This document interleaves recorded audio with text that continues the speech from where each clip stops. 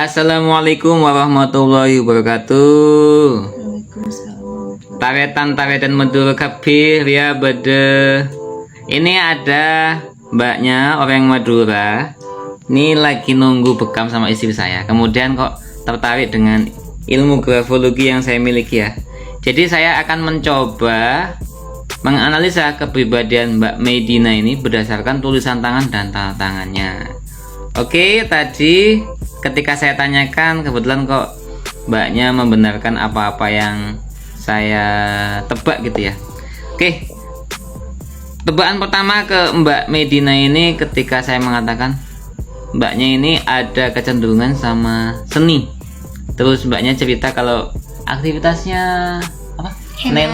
Henna. Oh, Nena gambar kan? Iya, gambar terus bisa make up.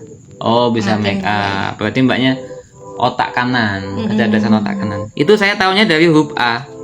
A yang begini itu maknanya adalah ke seni ya. A yang begini ini lebih kepada bakat alaminya itu sedikit banyak ke seni. Kemudian Mbak Medina ini nulisnya tuh neken ya. Tak raba dari bawah tuh kok neken. Nah, ini tingkat emosinya tinggi. Iya, benar banget sih. Jadi mbaknya harus melampiaskannya dengan olahraga. Begitu mbaknya udah berkeringat, itu mbaknya jadi penyabar. Tapi kalau belum berkeringat, belum berolahraga, itu energinya ketumpuk-tumpuk. Iya, jadi lebih mudah temperamen gitu. Jadi cara melampiaskannya itu dengan cara berolahraga, aktivitas fisik gitu, aktivitas fisik. Kemudian mbaknya ini masih kuliah dan belum lulus, tetapi untuk tipikal anak-anak kuliah ukuran tulisan ini cenderung besar ya. Biasanya anak kuliah itu ukurannya kecil-kecil tulisannya. Kayak saya dulu itu kan, saya dulu pernah kuliah ya. Iya. Itu tulisan saya itu kecil sekali. Jadi tulisan kecil itu teoritis, jadi suka mempelajari teori, memecahkan isi teori. Nah, sedangkan kalau tulisan-tulisan yang ukurannya besar itu lebih ke learning by doing, belajar lewat melakukan, lewat langsung praktek mengamati bisa gitu ya. Jadi mbaknya tipikal verbal, kecerdasan verbal. Kecerdasan verbal itu ciri khasnya ukuran tulisan itu cenderung besar gitu. Kemudian kita lihat nih mbak ya, dari sini ke sini jauh. Ini dari baris pertama ke baris kedua itu ngawalinya jauh ke kanan. Nih dari sini untuk ngawali baris lagi nih ngambilnya ke kanan, kayak menjauh dari kiri. Menjauh dari kiri itu menjauh dari masa lalu. Jadi belum damai dengan masa lalu. Jadi susah move on. Enggak lah, sudah. Ya berusaha untuk sudah gitu ya, tapi selalu dihantui. Jadi ini caranya biar bisa berdamai dengan masa lalu. Begitu mengawali kalimat baru, kata S-nya dipindahkan ke sini. Kata S-nya dipindahkan ke sini ya. Saya. Setelah ini nama, dari nama ke TTL. TTL-nya kalau nggak lurus ke belakang. Itu artinya aku damai dengan masa laluku gitu. Aku damai dengan masa lalu saya gitu ya. Kemudian kita lihat dari spasi. Namanya spasi itu nih, setelah ke sini. Dari setelah ke saya, spasinya jauh. Dari saya ke bekerja, dekat. Bekerja ke di, jauh. Di ke salah, sedang. Dekat, jauh, sedang, jauh. Ada yang jauh, ada yang dekat.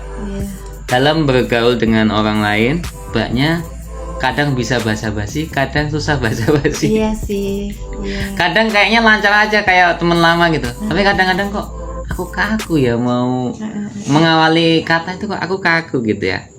Nah gitu. Jadi kalau mau pingin selalu akrab, selalu mudah basa-basi, spasinya dideketin.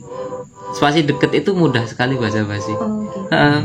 Bisa aja langsung ngobrol nyambung itu sama orang baru itu bisa nyambung ya. Tapi kalau tapi nih efek sampingnya kalau terlalu banyak basa-basi, banyak waktu yang kebuang. Iya. Jadi nanti resikonya nanti lupa waktu. Iya. Oke, nanti resikonya lupa waktu. Terus dilihat dari tata tangan. Nah, tata tangannya ini bagus. Tata tangan bagus, ada hiasannya. Suka berhias di tata tangan, itu suka berhias di badan. Jadi emang dandan itu banyak yang hobi ini, Mbak. Makanya di bidang kecantikan mbaknya cocok, di bidang make up itu cocok gitu. Apalagi nih ya, nih M, nah MN-nya ini bulat ya, cenderung bulat. Kalau MN-nya bulat itu biasanya butuh waktu agak lama dalam mengambil keputusan. Ngambil keputusan tuh lama, banyak pertimbangan begitu ya. Benar. Itu sih. Ini T mbaknya itu ya. Kita lihat.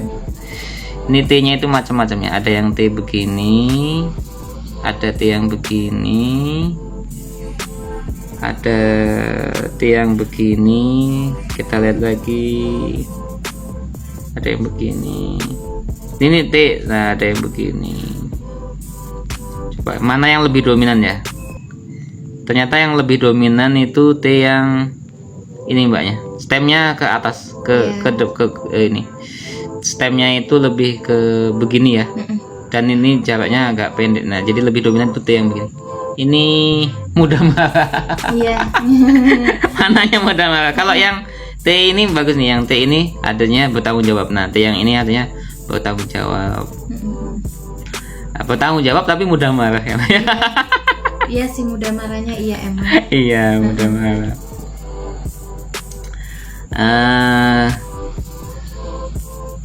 Ini ke sini jauh nih, baris setong, baris kedua, ketelok, keempat ini cenderung jauh.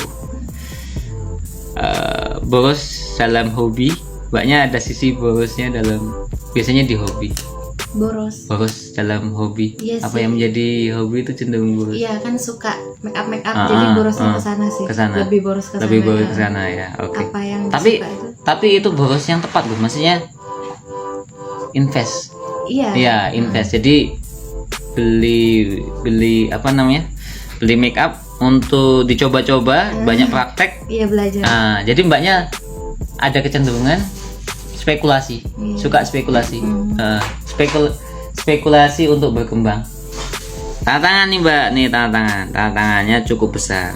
PD-nya cukup, cuman tulisannya kecondongannya ke kiri, jadi ada malu-malunya. PD tapi ada malu-malunya. Di otak itu banyak ekspektasi, banyak rencana, tapi sulit untuk mengekspresikannya, sulit untuk memulainya. Nah, kalau mau lebih mudah ekspresif, nulis itu condong ke kanan. Setelah nulisnya condong ke kanan, semakin condong ke kanan semakin mudah berekspresi gitu. Jadi banyak ketika supaya lebih mudah mengekspresikan ininya, tulisnya condong ke kanan. Tangannya digedein, tangan gede nanti mbaknya lebih pede. Gitu. Tangannya digedein nanti mbaknya akan lebih percaya diri. Satu lagi yang saya dapat nih, semua huruf I-nya dikasih titik, titiknya jelas, tebal. Di antara perempuan, mbaknya cenderung tegar, yang tidak mudah nangis. Mbaknya termasuk perempuan yang cenderung tegar, jarang nangis. Iya, tapi kalau misalnya sudah sendiri, ya ngeluapin sendiri.